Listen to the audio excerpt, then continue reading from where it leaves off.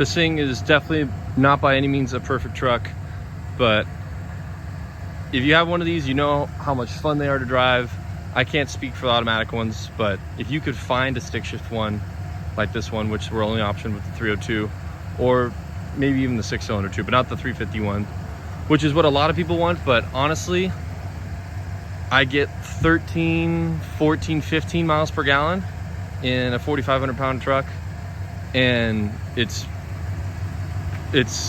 pretty compact for the size, you know, for being a full-size Bronco. It's a short wheelbase, so on the trail it performed awesome.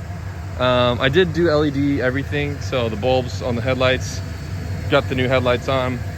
I really want to do the Baja design kit with the S2 lights, the yellow and the amber and the clear. I think would really tidy up, and then just the alignment. But other than that, I'm really happy with this. The only performance stuff I have done is the K&N air filter. I did do the intake mod. I think I showcased in the last video. Now collect air from there instead of under the hood, which would definitely be a mod I'd recommend. I got the LED lights for the reverse lights, these little guys, the license plate lights, and then up top for the when you open the doors, and then also the interior dome light. Muffler delete.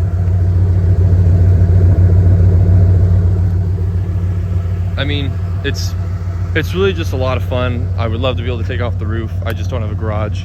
But yeah, like I said, I probably won't be filming much videos. There isn't going to be too many updates. The leveling kit was a big one, and then when I do the Baja the Baja design lights, the Tesla Motorsport kit, I definitely will be shooting some content with that, just to you know, maybe review it or something. But yeah, let me know what you guys think about the stance. I do have the block to bump it up an inch in the rear, for it to sit like truly level. But the block, when you add it in the rear, it makes it set up still with a little bit of rake. And I don't know, this the whole point of me for the kit is to have no rake. And as this ages a little bit and drives, and I think also when I fix the positive camber problem and the wheel sits a little bit flatter, so it doesn't ride on the lateral side of the tire, more just flat, I think that will drop it a tiny bit.